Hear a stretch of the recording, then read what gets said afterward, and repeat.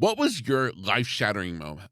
That time when the whole world seemed to stop spinning? Was it maybe a phone call in the middle of the night about the tragic news of a loved one?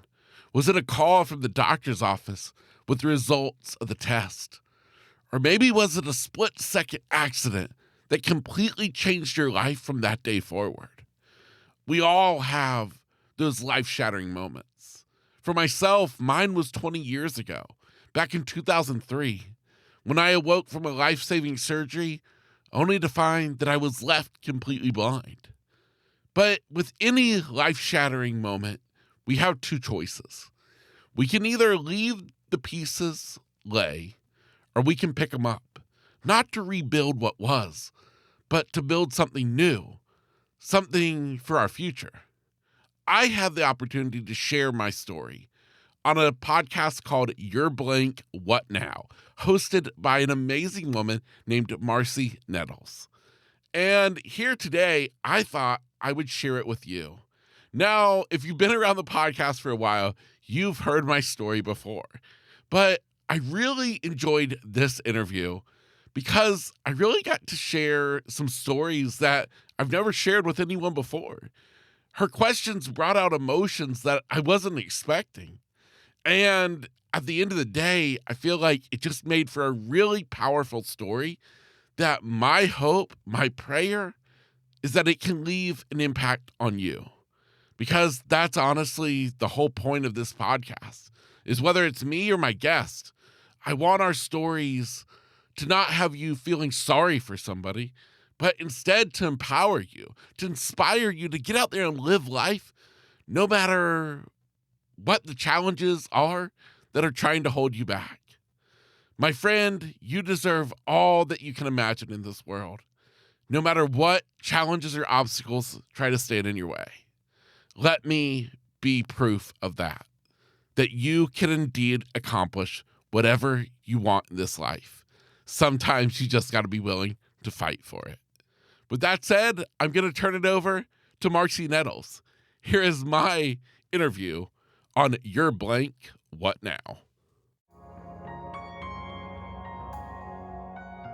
Never before have people been so broken, confused, sick, controlled, lost and hopeless, feeling completely alone. The Your Blank What Now podcast is here to show you that no matter where you find yourself right now, you are not alone.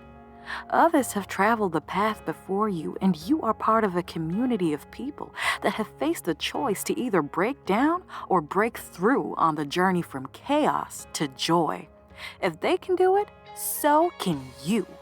Welcome to the Your Blank What Now podcast. And now, here's your host, Marci Nettles. Well, hello and welcome back, everybody, to another episode of the Your Blank What Now podcast. My name is Marci Nettles, and I am your host, and I am so excited to be bringing you another episode today of a breakdown to breakthrough story. When I say that, what I mean is that many times we find ourselves in really difficult positions, circumstances that we wish we could get out of, and sometimes we just don't know how to. And so by sharing these amazing stories with these guests that are so willing to be vulnerable in sharing, it might just be exactly what you need to hear to be able to know what you should do next to move forward in your life and to get out of your breakdown. So I am super, that's 3 supers, by the way, excited for my guest today. You know, when I was told that I needed to be connected with him, and then I heard part of his story and I was like, yes, absolutely. Kevin Lowe needs to be in my life, and he needs to share his story with the What Now tribe. So just a little bit about Kevin. In his mid-30s, Kevin Lowe is a remarkable entrepreneur and transformational coach who has taken the world by storm, despite the seemingly insurmountable challenge of losing his eyesight in 2003. Lowe has risen to success as a life and business coach and the engaging host of the popular podcast, Grit, grace, and inspiration. So I am so excited to welcome you to this episode today, your show, Kevin Lowe. Welcome. I am so excited to be here. Thank you for having me. You are very welcome. So, we decided that the title of your episode is going to be You're Positively Blind. What now? And by the way, guys, as you listen to his story, it's like, first of all, in his voice, you're just going to hear joy. He just shares joy. And then on top of that, when we upload this episode to YouTube and you're able to see the amazing smile, we just got done talking about how when he smiles, he squints to where his eyeballs almost disappear, but he's got just the most amazing smile. So Kevin, thank you so much for being here and just bringing so much joy along with you. Oh my goodness. Absolutely. Absolutely. I am glad to be here. Glad I can be smiling and laughing. It does the soul some good. So. Yes, it surely does. So, as we get started here today, will you please share with the What Now tribe more of who Kevin is and what life was like for you before you went blind? Yeah, absolutely. So I am blessed that I grew up in a wonderful, wonderful area, Ormond Beach, Florida. So our well-known neighbor is Daytona Beach, Florida. So I'm on the east coast of Central Florida, and grew up in the 80s, 90s. And like I said, was really blessed in the fact that it was a small town. Got to grow up just outdoors. I mean, this was before cell phones, before it was cool to just stay inside. And I feel like that was something like I look back on and I feel so grateful for it. So my childhood was full of riding dirt bikes, riding four-wheelers, out in the woods, camping with my dad. Or it was out on our boat, deep sea fishing, going lobstering down in the Florida Keys. I got to do a lot as a child, and I really feel as though it shaped me kind of into the man that I became. But even more so, as I look back on my childhood and where I came from before I became blind, I really view it from the angle that my creator knew what was going to happen. And he spent the first 17 years preparing me to lose my eyesight. And so I was a kid who got to do a lot. I was blessed to get to travel a lot. And I was a kid who drove my mom crazy by constantly changing up what I wanted to do. Because this week, Kevin was all into skateboarding. Next week, Kevin's all into rollerblading. Week 3, he's all into surfing. I was one of those kids who wanted to try something and wanted to do it and was all in. And the next thing you know it, I've decided I'm, all in on something else. And looking back on it though, is wow, God was actually just giving me the chance to get a little taste of everything, to get to do all these crazy cool things before something that I had no idea was going to happen. And so that was my childhood. I'll hit on one little aspect of a big part of my life before I went blind, and that was turning 16 years old when I got my dream truck. That was a Forest Green Ford F-150 4x4, and whoo, man, that thing was my baby. And she was my year of being 16, of out in the woods mudding with buddies, or just cruising down the highway next to the beach headed to school. And unfortunately I only got to drive her for a little over a year, when then everything changed. Wow. Wow. You know what? I agree with you. I think that God was just so good because he does. He knows everything from the beginning to the end, right? He is all powerful and in control, and he knows. And so for him to be able to give you those opportunities to taste, like you mentioned, a little bit of so many different things, that is such a gift. And I am so glad that you shared it that way. And What Now Tribe, this is just an example of who this amazing man is and what his outlook is on life. So I am so excited for him to share his actual story of what happened. I mean, you had just turned 17 when you became blind. Can you share, what happened? How did things start and progress? And how did you realize that there was something wrong? And then, yeah. Yeah. Yeah, absolutely. So correct. So I was just in the start of my junior year of high school. 17 years old. My birthday's into September. Things are going great. Everything's going great. But I did have some health issues that I have been dealing with. And I use health issues even in quotes because we didn't really know that they were health issues. They were just little things that my mom and my grandmother, my nana, that they picked up on that the pediatrician was not addressing. A couple of things, including migraine headaches. I had migraine headaches for my entire childhood. And no explanation, just take this medicine. I was constantly going to the chiropractor trying to get help because my migraine headaches always kind of stemmed from like the back of my head. And so I had migraine headaches. I wasn't growing. Here at 17 years old, I'm only 5'3". I had never gone through like puberty, had never hit my true growth spurt. And my doctor always just told my mom, oh, he's just a late bloomer. Don't worry about it. Well, thank goodness, a mom and a grandmother, they know better than anybody. And that includes the leading pediatrician. And so the two of them really were the ones that were like, you know what, something has to be done. Something's not right. And so my mom got me in with a just general family doctor. And he was actually a new doctor to town, young guy just out of med school. And I go into his office. He takes one look at me, one look at my chart, and he pulls my mom out the hallway and tells her, he's like, listen, he's like, something's not right.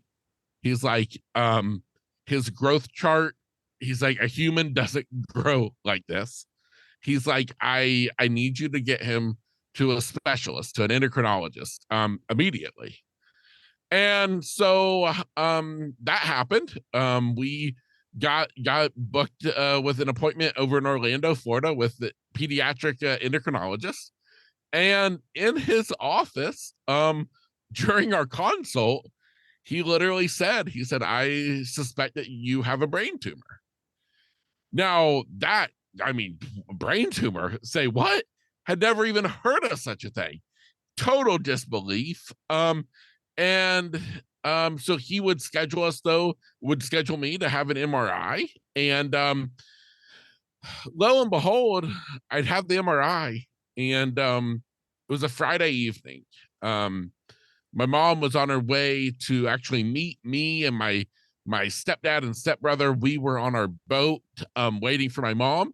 We were taking our boat up the intercoastal waterway up to St. Augustine, Florida for the weekend. One of my favorite trips that we would do on our boat. And but my mom's in her car, she's driving, and she gets a call from the doctor.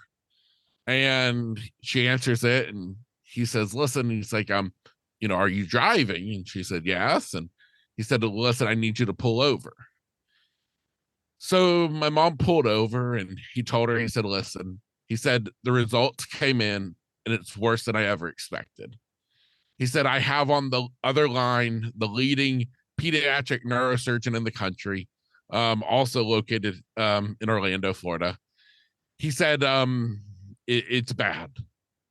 And lo and behold, they'd go ahead and get an appointment scheduled.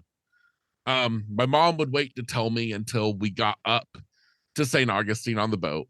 And I was sitting down in the cabin of our boat, flipping through a dirt bike magazine.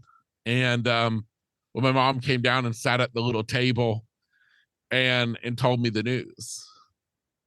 And I don't remember getting out of the boat. I don't remember running down the dock, but I do vividly remember standing up at the top of the marina.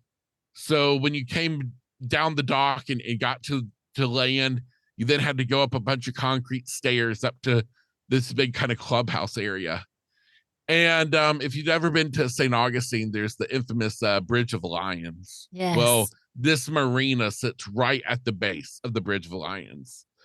And it's a beautiful setting. And I can remember standing up at the top of the marina, just with my arms folded across the railing, staring out in just disbelief. I was upset, but I didn't even know what I was upset about. I just knew internally that this is wrong. Like, what are they talking about? And so things would start happening fast, and say it was like dominoes. And the more dominoes that fell, the faster they fell. And lo and behold, all I know is that we're in the office of the leading pediatric neurosurgeon, in his office, and he's got up on the X-ray scan, the X-ray, and sure enough, clear as day, you can see this big white blob right in the center of my brain. So it was a non-cancerous, thank goodness, tumor, but it was called a craniopharyngioma. They compared it to the size of a plum, and it was positioned right in the crosshairs of my optic nerve. It had completely encased my pituitary gland and was pressing against my carotid artery. And without the tumor's removal, they gave me at most 6 months to live. And so obviously surgery was a duh. Right. And yeah, and so Life is so kind of important. We want to be here, yes, right? exactly. And Yes. and the doctor, he said, he's like, everything, he's like, I do these all the time. He's like, this is what I do. He's like, he told me that I'd be back to school in approximately 3 to 4 weeks. Everything would be fine. And so we went home. We scheduled surgery for October 28th. So that was October 28th, 2003. I went back to school. I immediately dropped out of trigonometry because I knew I couldn't do that withstand that class being gone for a month. Became an office aide for my guidance counselor for that period, and spent a couple of weeks. I think it was maybe maybe 2 weeks in between surgery, and just telling all my buddies, see you later, suckers, and and I named my tumor. My tumor was named Bob the tumor. And so me and my family, we had a huge going away Bob party. And it was a celebration because it was a speed bump. It was a bump in the road that we just found out about. And we were going to take care of it, and then life would get back to normal. Instead, nothing went as normal. I went into the operating room early on the morning of October 28th. I remember being wheeled in the hospital bed. I had checked in the day before, so I was there all night, and they wheeled me back into the operating room, and my mom and my dad had followed me. And I say that, gosh, if I'd only known that that was the last time I was going to get a chance to see their faces, to get to know what my own mom and dad looked like, gosh, how long I would have stared. Because at that moment, everything changed. The surgery went amazing. The doctor came out, he told my family that the surgery was a success. They got the tumor out. He wasn't concerned about anything. After surgery, they said that things were tough. That nothing went right from there for the fact of my family either, because I had all of these endocrine levels going crazy. I ended up staying in the ICU for 2 weeks after surgery. And on top of all these endocrine issues and all these levels going haywire, that they said I was 5'3", but turned into the Incredible Hulk, was just out of my mind. And through all of that, they had to deal with the realization that I couldn't see. So my mom was in the room with the lead nurse, and the lead nurse was trying to get me to stop pulling off the little pulse ox machine that they had put on my toe. And apparently he was like, Kevin, do you see this? Pointing to the pulse ox, and he's like, do you see this red light? You don't take this off. Do you see this? And my mom said that I just plainly said, no, I don't see anything. And at that moment, he looked at my mom and my mom looked at him, and he walked over and he flipped the light switch on and off, on and off. He's like, Kevin, do you see this? Do you see the light? And I responded, no, it's just black. It's just black. And that was when they found out that I was left blind. So when the smoke clears, I guess you could say, I was left completely blind in both eyes. So no light perception, no shapes, no shadows. I lost my ability to smell. I had short-term memory loss for a solid 6 months. And then on top of all of that, I have no pituitary gland. And so I am diagnosed with something called panhypopit. So the luxury of that means is that I get to start taking all these medicines that the body should be producing naturally. Well, I get to use them on medications, and exciting part is that they work. I get to start growing again, and I start growing tall and all that. But at the same point, I would realize that medicines are a poor alternative to what the body does naturally. And after here at the time of our recording, coming up on my 20th anniversary, and I've realized that sometimes that other condition, the panhypopit, can sometimes be a greater disability than even the blindness. Wow. So you've had me in tears, just so you know. I can't imagine what it would be like being a 17-year-old that had lived life so boldly and big and transitionally with all of the different things that you went back, and you had tried so many different things, to being now in this position of lying there in the hospital bed, not being able to see anything. Yeah. What was that initial response from yourself, in your mind and in your emotions, to the reality that you would be blind for the rest of your life? Yeah. It's really weird because I have no memory after going into the operating room. I keep saying operating room table. And I have no memory after going into the operating room until sometime later on being home. I have no memory whatsoever of any of the following 2 weeks spent in the hospital.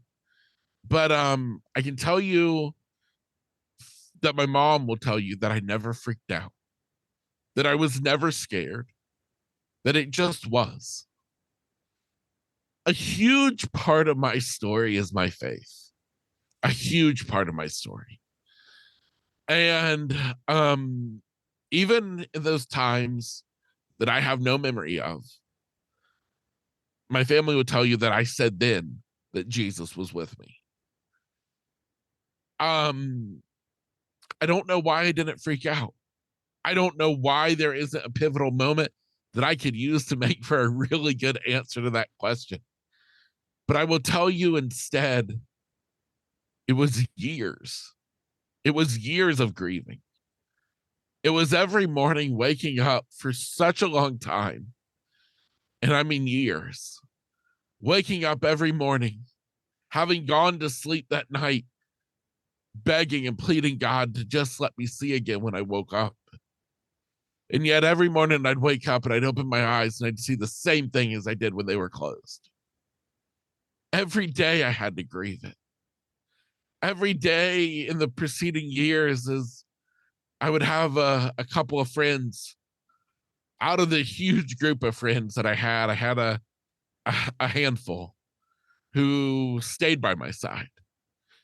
And it meant so much to me that they would pick me up and we would go out to dinner, or when we were still in high school, for the rest of that time in high school, my one buddy in particular, Brandon, would pick me up and take me to some of the school stuff. And I would do that with them. And I loved it. And I was so appreciative. But he dropped me off back at home. And I would go in bed and just cry and sob, because it was so hard to see the life that I no longer had. Here I was, this kid with this dream truck, the biggest truck in my high school. as you said, I lived a life of freedom of on the back of a dirt bike in the driver's seat of my own car. And now just taken back down to this life that I hated for so long. I hated this world of darkness with every ounce of my being. And it is only through the grace of God and only through my unwavering, amazing family that I got through it. Amen. Wow. Kevin, that is so powerful. That is so powerful because you could have fallen into that pit. You could have gone down such a deep depression into a place to where you may have just decided to change things yourself and end things, which so many Yes. people are in that position right now. There are so many people in this world today that are living through difficult times that they just don't know how to see themselves out of it. They don't know what to do to get solutions or answers or to find any peace anymore. And so they think that their only solution is to take their own life. What would Yeah. you And say? What would you say to someone that's in that place? I can say that I was there because so many of those nights that I told you that I would pray to God, I also would pray to God and ask him to give me the courage to kill myself. Because as I said, I hated this life. I hated it being trapped in darkness. And I would pray and I would beg God, give me the courage. Let me have the courage to kill myself so that this can be over. And I credit back to my faith and my family. So I always say that my faith is how I did it, is how I kept going. And my family is why I did. Because I could not stand the thought of what I would put my family through. My mom, my dad, my sister, my grandparents. What would they have to go through if I did it? And I couldn't stand the thought of what I would do to them. And so I always say it's my faith is how I didn't do it. And it's my family is why I didn't do it. And for the person struggling, my encouragement to you is to do what I did, is to figure out what it is in this life is worth living for you. And I actually, during this time in my life, without even realizing it, that it was a motto, I came up with a motto in the form of an equation. My equation was faith plus family equals a life worth living. Because at the base of it all, when I had nothing left to live for, it was only through my faith and my family. And I encourage you that there's got to be something, at least one thing that gives you a reason to wake up tomorrow morning and to keep going. And my bit of encouragement is that I promise you this, is that a hole is a hole.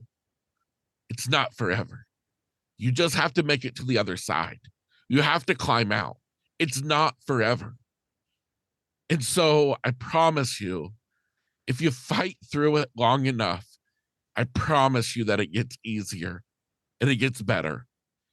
And all of a sudden, one day, you won't even realize it.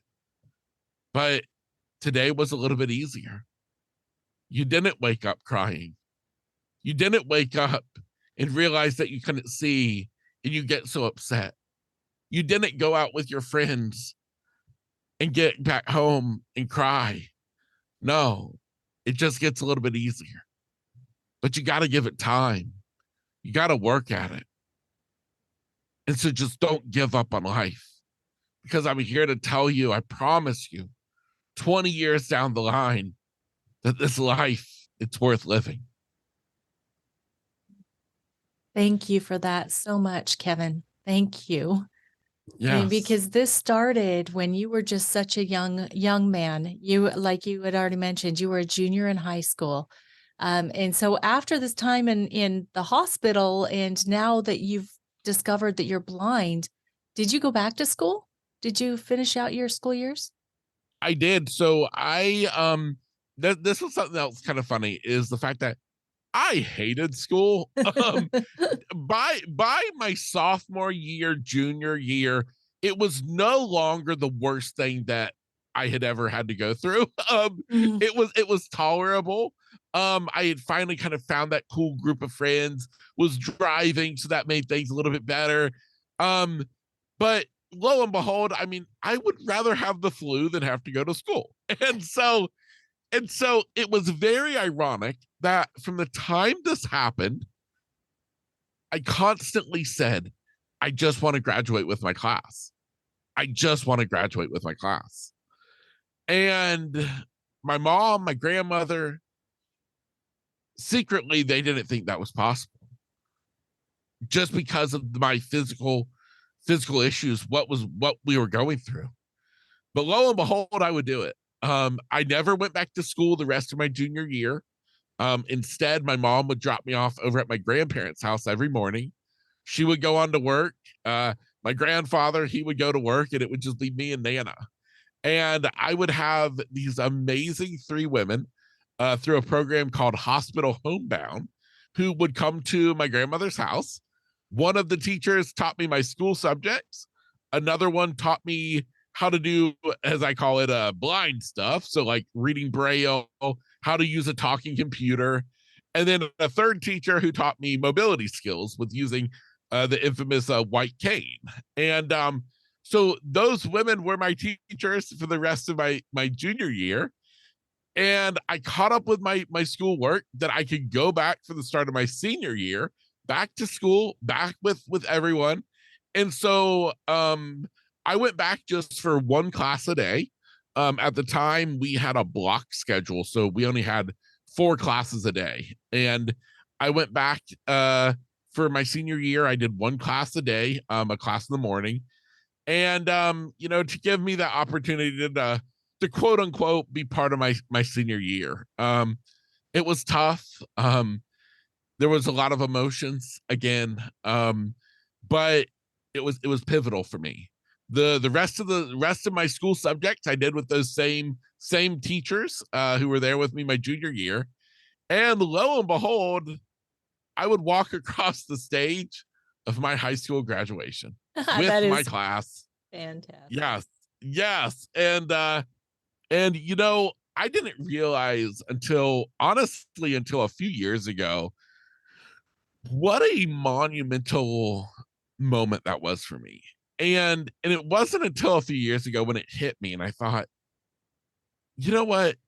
That was God who gave me that dream. That was God who gave me that desire. As I said, I was a kid who should have taken the get out of school free card. But God wanted to show me right off the bat that, Kevin, even in this life, you are capable of doing great things. And that with a little bit of work, you can do it. And he showed me right off the bat by letting me graduate with my class, this dream that I had from day one. That's awesome. That is so awesome. Seriously. And he was also showing you, the power that you had within yourself, right? You Yes. are such a Yes. strong individual with or without your sight.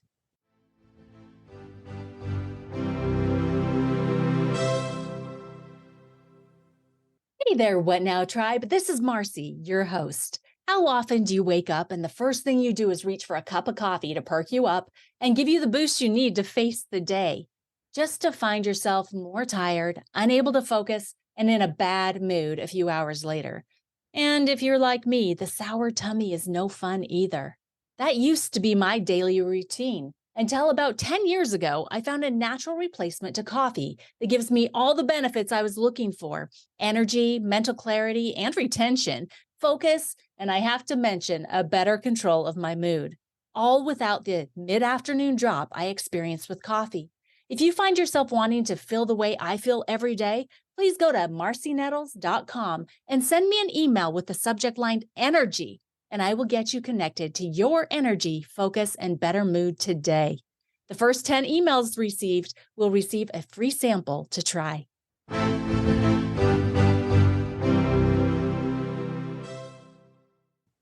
Yes. Yes. So good. Yes. So you had kind of started sharing a little bit about how your blindness is not your greatest disability. Can you share further on what you feel like you have more of a challenge with? Yeah, absolutely. So, I realized through the years, that the blindness is something I can overcome.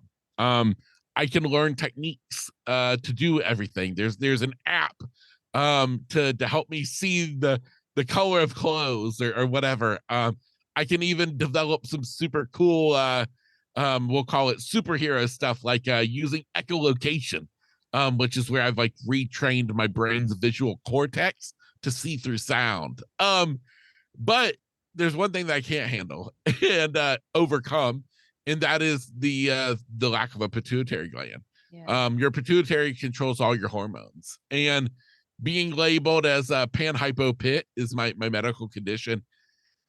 It makes life a struggle. To be honest, every day I honestly don't know how the day is going to go. Today may go great. Tomorrow I may wake up and I have no energy. I may get through half the day feeling awesome. For no reason, I crash for the second half of the day. It's a constant balancing act with medicines. Um, it's a constant balancing act of my weight, of my physical just endurance. It's constantly up and down, and it makes life a struggle. And you know, I for so many years, as I mentioned earlier, I would pray for God, to let me see. But to be honest, I mean, thank goodness God doesn't give us choices and be like, okay, Kevin, which would you like me to heal your blindness or heal the pituitary issue? But I came to realize that that's really what's more of a disability than the blindness is that is this invisible disability. And thanks to an amazing support group through Facebook groups, I've connected with people all over this world who understand because most people don't understand it. But I found this whole group of people all over the world with the same condition who we can confide in each other. And letting each other know like, hey, it's okay. Like I feel the same. So that is what I mean when I say that the blindness is not my greatest disability. Yeah, I can see where you're coming from there. I think that so many of us that don't experience that take it for granted because our Yes. pituitary glands are responsible for so many things, natural things that happen with our bodies that without it, it's such a challenge. But Yes. again, on top of that, though, it led you to a phenomenal, group of people that are your Yes. support and also that you can support back because, again, getting back to our faith and our creator, he created us to be in community. He didn't Yes. create us to be by ourselves and alone. He created us to be together because he knew that this life would not be easy all of the time and that in our difficulties, we really needed to have each other. So I am so thankful that you found that support group through Facebook. Facebook has some good things to it, right? Yes. But I Yes. th I think that that is just beautiful that you are able to get support and you are able to give support through that group. Another purpose Yes. that you have on your life, Kevin. Yes. Absolutely. Yeah. So let's shift gears a little bit here and let's kind of go from surgery 10 years out. Because it was only about 10 years after you became blind that you opened your own business. So please share Yes. with the What Now Tribe more about that and how did this even happen? I mean, man, come on, you're blind. Yes, yes. And lo and behold, of all businesses, it's a travel agency. Oh my Um, goodness. yeah.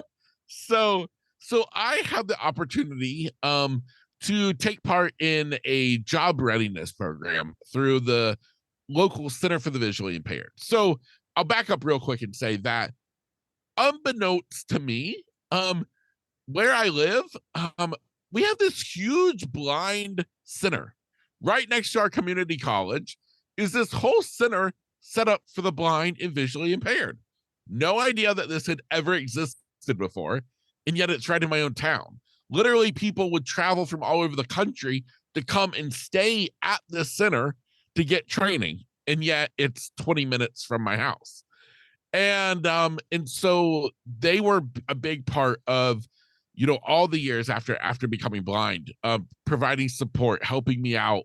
When I attempted to go to college at our community college, who equipped me with technology and different stuff that I would need. And then here I am, offered this ability, offered an opportunity to take part in a job readiness program. So I was a little apprehensive because I'm like, yeah, I've been through some of this stuff before and know it's kind of lame. But they enticed me with the opportunity that at the end of the 3-month program that they would set me up with an internship at a business of my choice. So I'm like, okay, I'll give it a shot. So I get into the job readiness program. I'll be honest, it was blind daycare for adults. Thankfully, I made friends with a couple of old guys who we sat in the back of the room and just made fun of all the crazy people who were in the classroom with us. And so I got to just have fun with these two old guys for the whole class. And at the end of it, though, I got the internship. Now, I had two big interests in mind, and one of them was travel, the other was radio. And travel was something that as I said at the beginning of our interview, that I got to travel and do a lot growing up. Well, I realized that even after becoming blind, that traveling was something I loved even more because, I can't just watch a TV show and get the same experience of looking at a destination. No, I've got to be there. I've got to experience it. And so I thought to myself, well, maybe I could be a travel agent. And so lo and behold, they got me set up with an internship at a local travel agency. And at the same time, they fulfilled that radio desire by hooking me up with an internship at a local AM radio station. That was AM 1380, where I worked 3 mornings a week on the morning drive. I love it. Yeah, You got the radio voice, man. I love it was awesome. And so literally luckily it was right next to where my grandfather worked at. And so he would drop me off Monday, Wednesday, and Friday at 5:30 a.m. And I was there ready for the 6 a.m. to 9 a.m. radio show. And so I did that while, like I said, interning at the travel agency. And both of them went amazing. And then after the 3 months went by, well, that was cool, but neither of them are going to hire you. So what now? And so now I'm kind of back to square one, and really honestly was lost. Like, I don't know what to do. I tried finding travel agencies that would hire me, and all of them want 2 years experience. And I'm like, well, how do you get experience if no one will hire you? Right. And so lo and behold, I found the option of becoming my own business. Matter of fact, it was my sister who found out about it, of opening my own home-based travel agency. Now, that was at a time, so 2012, 2013, when the home-based business was really just getting started. Today, that is the large majority of travel agents are what they call home-based agents. And so I literally, as of January 2013, opened the doors to Better Days Travel. And that was my own business. And so I owned and operated my own home-based travel agency for 7 years, up until 2020. And it was incredible. I got to not only book travel, I got to book all these vacations. I did some awesome trips for people. I mean, luxury honeymoons to Bali. I did some incredible group cruises for churches that were doing like nonprofit cruises, that I got to book. I think I did a group of like 50, 60 people that I organized a whole group cruise for. I mean, just amazing trips that I got to do, and I loved it so much. And at the same time, I also loved just getting to build a brand. And I truly loved it. But at the end of the day, to be honest, it never really took off for me. And that brings me to an important point that I'm gonna make a little bit later about knowing when you're on the right path. Mm. The travel agent path for me was constantly paddling upstream. Because nothing ever really seemed to take off for me. And but I didn't know what else to do. I loved what I was doing, so I kept doing it. Well, sometimes we need other circumstances to change, to kind of like change our course for us. That came by way of the 2020 pandemic. and Right. and so March of 2020 comes. Of course, as the story has it, I was set to have my best year ever.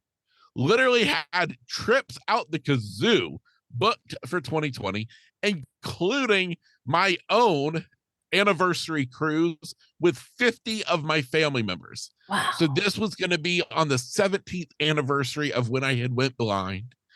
And so I had set up this huge group cruise. And then, of course, March of 2020 happened. And inside of 1 week, everything disappeared, and the travel agency took a deep dive into the shallow end of the swimming pool. Boo, And boo, boo. yes, and so that was it. Here we are now. It's pandemic. We're in quarantine. I don't know what the heck I'm gonna do. And so like I said, I mean, I was doing good with the travel, and now just nothing. And so I had been having this idea of doing a side thing of starting up a YouTube channel. I followed a couple of other blind YouTubers, and I thought, man, I'm like, this would be amazing. So sure enough, I get on Amazon. I start ordering me some equipment for doing a YouTube channel. Well, it hit me one day, of course, after spending money on equipment and trying to figure everything out and getting it all set up, then it hits me one day. I think, Kevin, if you don't have your sister here or somebody here who's got some working vision to film you, to do the editing, you ain't going to be able to do this yourself. And if there's one thing I've learned in my blind life, that the less you can rely on others, the better off you are. And so I thought, this ain't going to work. Ain't going to work. And it was literally like, all of a sudden, just like this ton of bricks hit me. And it was literally like, oh no, like, what do you mean? My whole dreams, my idea of YouTube, what am I going to do now? And lo and behold, thanks to my sister again, the one who found out about the home-based travel agent, well, she found out about a thing called a podcast. and it was through her telling me about a podcast that then led me on a whole nother venture in life. But that was my travel agency days from beginning to end. Wow. That's just amazing. I mean, first of all, I'm like thinking it's like, okay, so how as a blind person were you able to do that? How were you able to have a travel agency and design these amazing vacations for people as a blind person?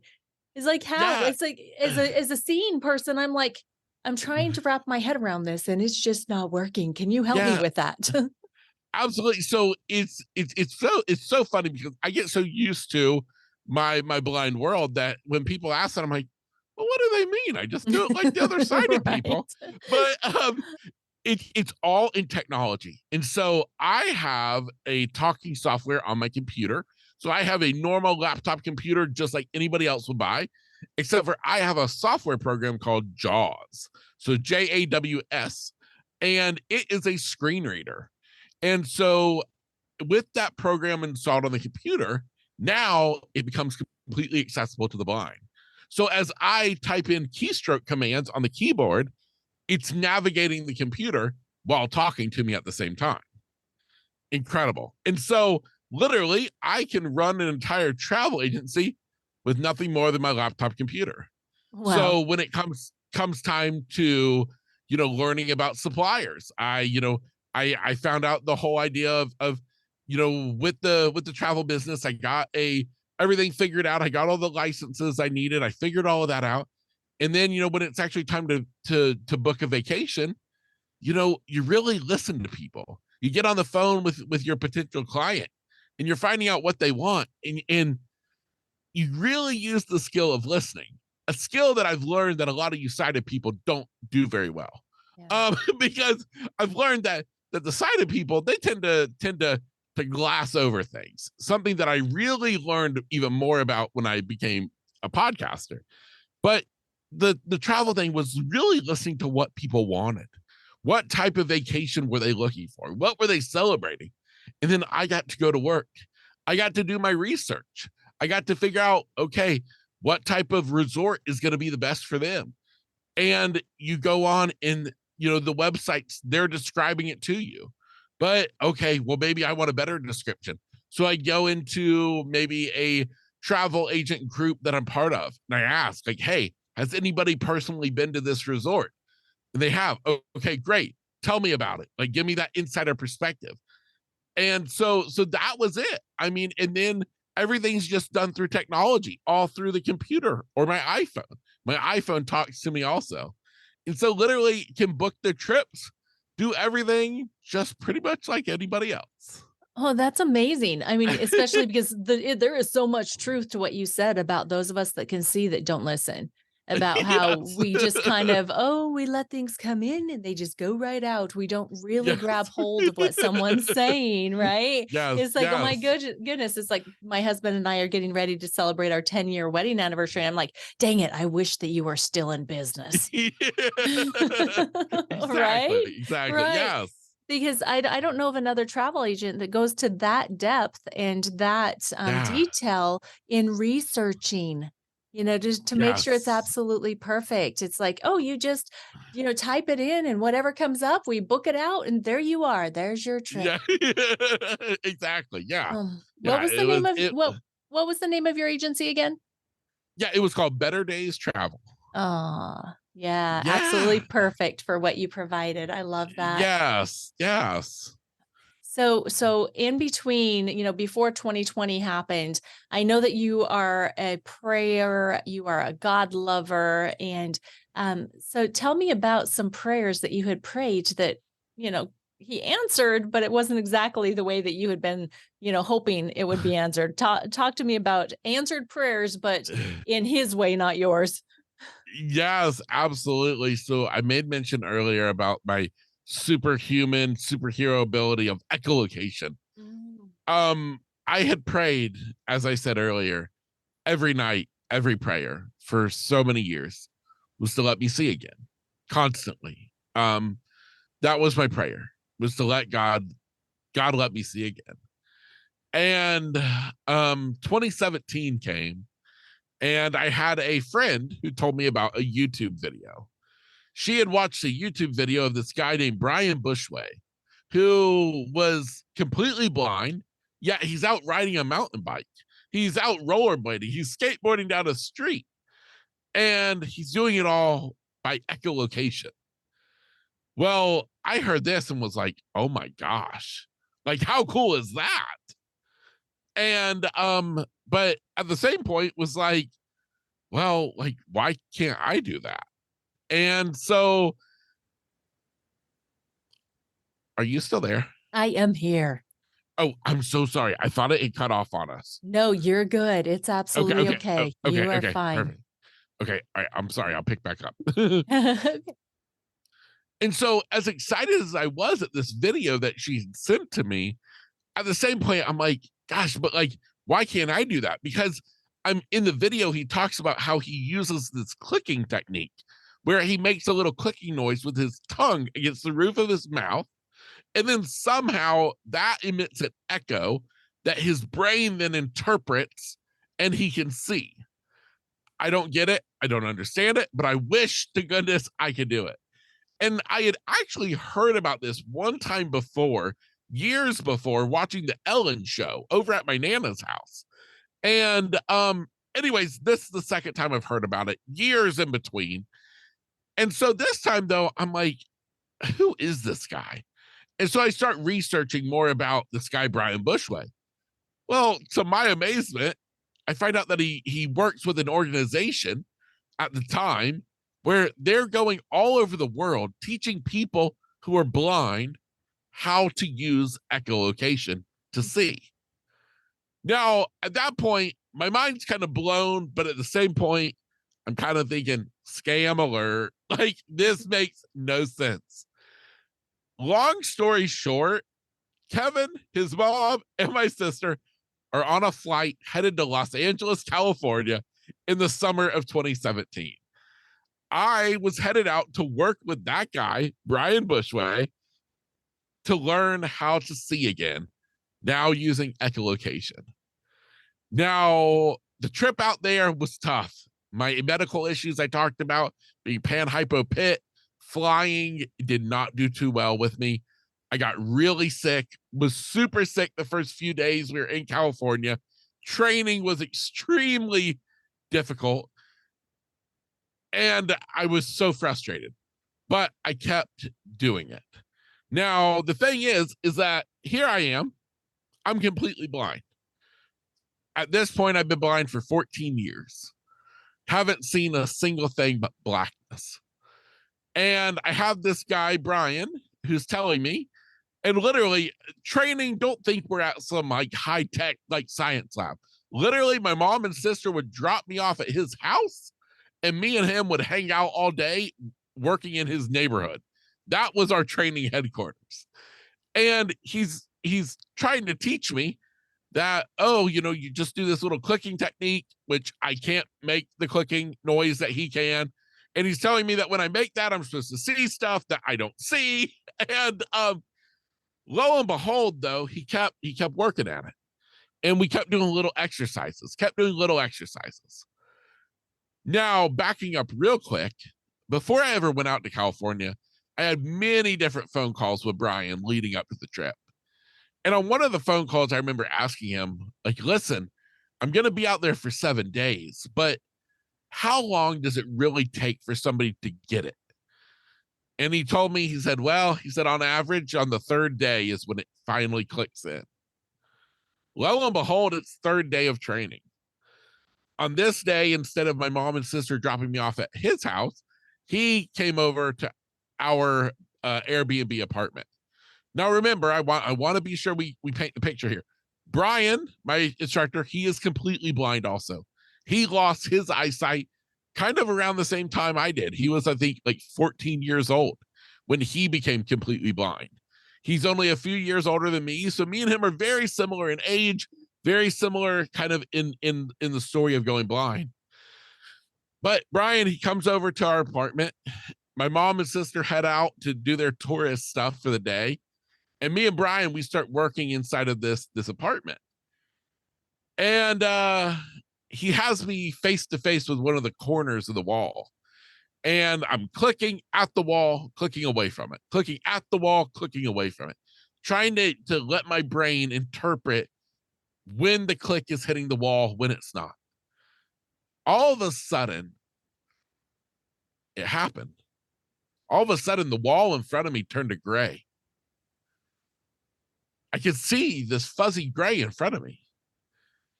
And so I keep making the clicking technique, and I even backed up a few steps, still could see the gray. Now I walk up to the wall without even touching it and can stop right in front of it without hitting it because I can see right where it is. I then follow the wall down, walking alongside of it, clicking, and I see the wall. And now all of a sudden I see this deep, dark opening. It's the opening to the kitchen, like a big, deep cavern that you can tell there's nothing blocking you. It's like an open type of blackness, and I can walk into it.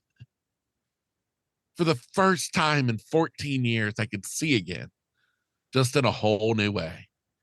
So literally the science behind it is the fact that I, at that point, began the process of retraining my brain's visual cortex to see through sound instead of sight. If you took somebody who is blind, who does not use echolocation, and did an MRI, that part of the brain would just be black. No activity. If you did an MRI of somebody who's blind who uses echolocation, that part of the brain would be lit up like somebody who sees with sight. It is truly life-changing. And I can remember laying in bed that night inside of that little Airbnb apartment. And I remember I was still just so amazed. And I remember then praying, and I told God, I said, wow. I said, you let me see again, just in a whole new way. That has completely changed my life. From the smallest little things. It's not seeing like I used to see. It's different now. It's shapes of but the world has shape, it has dimension. There's figures. It's literally at times I can be standing in, say, my kitchen, and somebody can be in there. A lot of times it's my mom cooking, and all of a sudden my echolocation will really get kicked on. A lot of times, even in the kitchen when I'm not trying to use it, but just from maybe where the water is hitting a dish in the sink, it will activate it. And literally, I'm like, "Whoa, mom!" I said, "It's kind of creepy. I can see your entire figure standing right there." And it's cool stuff like that. It's cool stuff like walking outside to get the garbage can. And used to, I'd walk down the driveway and I'd take my cane and I'd just be swinging my cane side to side, trying to hit the garbage can to find where the garbage man had left it. Now I walk down the driveway, and with a couple of clicks, I can see the shape of the garbage can and can walk right over to it and grab it. Wow. It is truly incredible. Yeah, it has been the biggest life changer ever. And Wow. again, I still to this day like to just smile and be like, God, you are so crazy. Like you are so crazy. Like you're like, you know what, Kevin? Let me open your eyes even more to what you're capable of. I'm gonna let you see in a whole new way. Yes. It's like this is not a limitation. This is an opening to so many possibilities, Kevin. Oh my Yes. goodness. And as you mentioned in the first place when I asked this question, it's like, you know what? We pray sometimes for what we think is best for us. But again, God is the one that knows everything and he knows what is right and what is best. And so he Yes. answers our prayers from his knowing, not from our desires. That is so cool, by the way. You are my first, you're my buddy that Yes. has echolocation. You're like Batman. That's right. That's right. Well, I'm glad you said like Batman, not like Flipper or something. Right, You know. right. No. I'm gonna give you Batman. You have Yes. superpowers, my friend. So, what is one thing, if you had the opportunity to go back and talk to yourself before you lost your sight, what is one thing that you wish that you could share with yourself? Oh wow. I think I think I would love to tell myself that um that this life is so much bigger than you even imagine right now. That right now all you know is this life you've been living. But give yourself some time to understand that this life is so much bigger. That there's so much more to it. And that we take everything for face value. But if you give life a chance, it will reveal itself to you in ways you could have never imagined before. And so to be patient, to be caring, to be sure that you don't take a single moment for granted, that you be sure that when you tell somebody you love them, that you truly mean it, Yes. and that you just be sure that you love life every single day as if it's the last. Great message to your younger self. Yeah. So good. So you had mentioned that you moved into or transitioned from that real estate business, or not real estate, sorry, travel agency. Where did real estate come from? Oh my goodness. Like I told you, using my brain sometimes. It's all good. So you transitioned from your travel agency into podcasting. I love having my Yes. fellow podcasters on here. So tell us more about the Grit, Grace, and Inspiration show. I'd love to hear about that, and I'd love for you to share it with the audience. Yeah, absolutely. So yes, so I started the podcast after, remember, my YouTube sensation dreams were dashed. I then go to the poor alternative of a podcast. I'm like, this is lame. Like, literally, when my sister told me about it, I'm like, Tiffany, that is super lame. Like, super lame. Like, that's nowhere cool as a YouTube channel. And yeah, I started listening to podcasts and I started realizing something. I was like, Kev, you just found your jam. The world of audio is here. This is your world, man. And so I dove into the podcast just head first. Now, at the time, I had not given up on being a travel agent. And so when I started my podcast, May of 2020, it was called The Lowdown on Life and Travel. The Lowdown was a play on my last name. And I wanted to focus all on travel as well as little bits about me being somebody who's blind, who is a travel agent. And so I was rocking the travel theme for a few months. And, this is me just starting out a podcast, no idea what I'm doing, but I'm doing it. And I kept getting really good feedback. And, of course, at that point, you had audience, captivated because everybody's stuck at home. And so they're like, well, we ain't got nothing better to do. Let's listen to Kevin's podcast. And so people though started just like really loving it. And all of a sudden, podcast just kind of took over my life. I started realizing though that my conversations being had were getting away from just travel. I wanted to dive in deeper to people's stories. And so I ended up at some point, probably end of 2020, maybe beginning of 2021, I rebranded the podcast for the first time and turned it into The Lowdown with Kevin Lowe. And that's when I really started getting into having these in-depth interviews with people. And I loved it. And I kept having people tell me, my guests would tell me at the end of our interviews, they'd say, you know what? They're like, you asked me questions that no one else ever asks before. Or they would say things like, I had this one lady in particular who said, she's like, you picked up on that part of my story that no one but my therapist has ever picked up on before. And of course, me trying to blow it off, I always give a little grin and say, well, you should be interviewed by more blind people because those were obvious questions to ask. And so it really, though, was like, okay, this is cool. And so literally, I kept rocking and rolling with that. By this point, I had totally decided that travel was no longer in my spectrum. So I gladly let that ship sail. I decided, you know what? I don't feel like canceling another vacation. And so let's not book one. And so I transitioned from that full-time podcaster, not knowing where income is really going to come from. But earlier I talked about paddling upstream.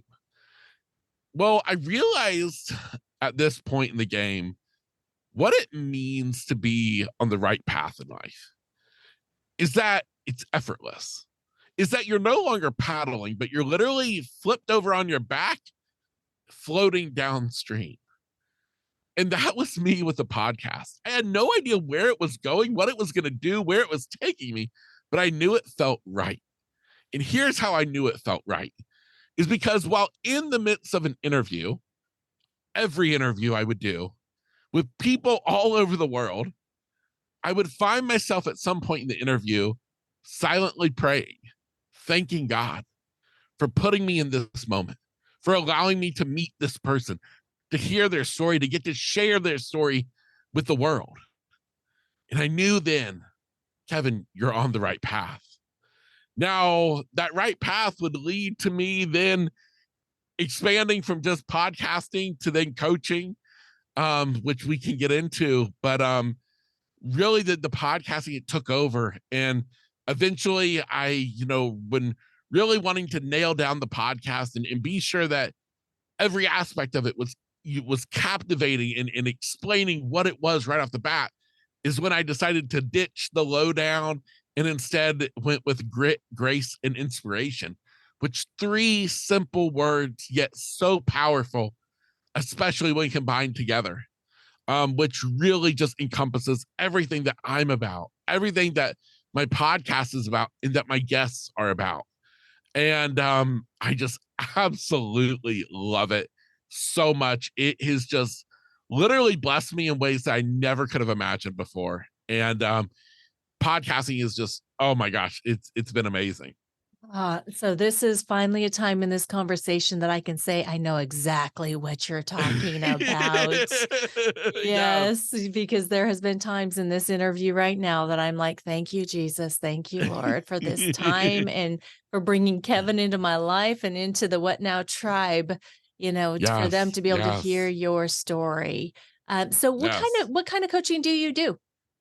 Yeah. So I do a combination of, I call it transformational life and business coaching. And so my biggest thing is helping people who are ready to embark on a new chapter of life. Generally, that means that they're ready to maybe step outside of their career. Maybe they're ready to finally start that business, but as I call it, a purpose-driven business, not just any business, but one that really lets them finally use their purpose, even figure out what the heck their life's purpose is. They just know that they're ready for that next chapter of life. And so I work with them to help them do that, to step into that next best chapter of life. And so that's where I call it a combination of both life and business coaching. Oh, that's fantastic. That is so, so good. So where could people connect with you and follow you and learn more? Yeah, so the best place to go is head on over to my website, which is gritgraceinspiration.com. And that literally has every way that you can connect with me. That's direct act that is direct access to the podcast, as well as all of my contact information is right there on the website. Perfect. Perfect. I'll make sure that we get that into the show notes, and everybody that's listening right now, make sure you jot that down and go and connect with Kevin. Check out everything that he is doing because he is, I mean, first of all, it's like if you have not just fallen in love with this guy right now during this interview, his attitude I mean, we definitely, chose the right title for your episode in being your positively blind. What now, right? Because you are so positive. I know that you've had those hard days and those dark times, but you have got such an outlook on life that every single one of us can grab hold of and just glean from you on how each one of us should look at the difficulties in our life and have so much gratitude for so much goodness in our life as well. And by the way, What Now Tribe, Kevin is offering you an amazing freebie for listening to this episode. You can go to marcinettles.com/freebies to claim his free offer of access to his Unleash Your Purpose Driven Business. You don't want to miss this. So marcinettles.com/freebies to get your amazing gift from Kevin today. Okay. So head on over there after you're done listening and we'll get that over to you. So is there any final advice that you would like to share with the What Now tribe? Yeah, absolutely. My biggest piece of advice is I never want anybody to listen to my story and to think to themselves, wow, that's amazing that he could do it, but there's no way I could, that there's no way I could overcome it. And I would love to leave you with this is that you never know what you're capable of until you're faced with it. And I would encourage you to remind yourself that you are way more awesome. You are way more capable, able, and deserving of having all that you want in this life, even when tragedy strikes, even when you're faced with adversity. I promise you that you can do it. And there's one thing that's certain is that in this life, we will all face hard times. But I promise you that you are capable, able, and deserving of overcoming it and having all that you desire in this life. Amen, amen, and amen. That's like a mic drop, but amen's better. So what now, tribe? This is when I come to you and ask you to do your part. This is an opportunity for you to share this episode out because there are so many people out there in the world that need to hear Kevin's story and what he has done throughout this challenge that was brought to him at the young age of 17 years old, for them to be able to listen to what he's done in his mindset and in his actions to be able to take just the next step every single day, the next right step, right? That's what you need to do is just one thing at a time. Please share this out, and then please go and give a 5-star review. Make sure you let me know what you love about the episode, and we would love, love, love to be connected. Not to mention, I'd love to be able to shout you out on a future episode with your review. Kevin, you have been absolutely amazing. Thank you so much for sharing everything so boldly and so vulnerably. I appreciate you, and I am so glad that you're my friend now. So thanks. Absolutely. Thank you so much for having me. It has been an absolute pleasure. Wonderful. Thanks so much, my friend.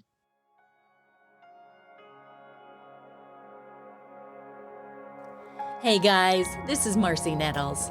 I hope you enjoyed that as much as I did and feel empowered by the story you just heard. Thanks so much for listening to this episode of the Your Blank What Now podcast. I appreciate you. Please subscribe to this podcast so you don't miss the next episode, and leave a 5-star and written review with your biggest takeaway from the interview. Share this episode with someone you care about, or share on social media and tag me in the post so I can personally thank you. At Marci Nettles on Facebook, Instagram, and LinkedIn. Feel free to follow me on any of these platforms as well. Don't forget to get connected to the tribe by subscribing at marcinettles.com to receive weekly newsletters and stay up to date on everything coming in 2024. Again, thank you for listening and being the best part of the Your Blank What Now podcast. I am already looking forward to sharing the next breakdown to breakthrough story with you.